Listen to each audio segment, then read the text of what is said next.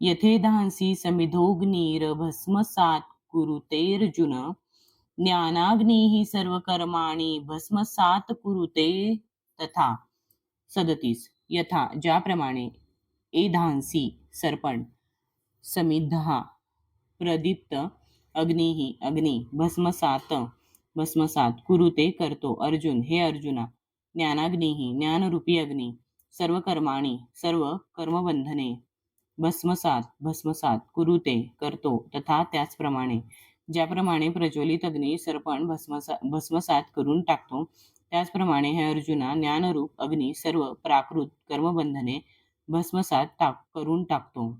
तात्पर्य आत्मा आणि परमात्मा तसेच त्यांच्यातील संबंधांच्या परिपूर्ण ज्ञानाची तुलना या ठिकाणी अग्नीशी करण्यात आली आहे. हा अग्नी केवळ पापकर्माची फळेच भस्मसात करतो असे नाही, तर तो पुण्यकर्माची फळे देखील भस्मसात करतो.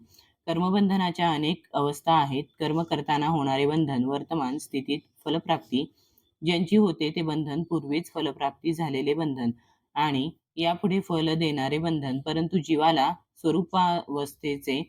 स्वरूपावस्थेचे ज्ञान झाले म्हणजे ते ज्ञान सर्व बंधनांना भस्मसात करते. जेव्हा मनुष्य पूर्ण ज्ञानी होतो तेव्हा त्याच्या संचित व क्रियमाण कर्मांची सर्व बंधने भस्मसात होतात. वेदांमध्ये बृहद आरण्यक उपनिषद 4.4.22 म्हटले आहे की उभे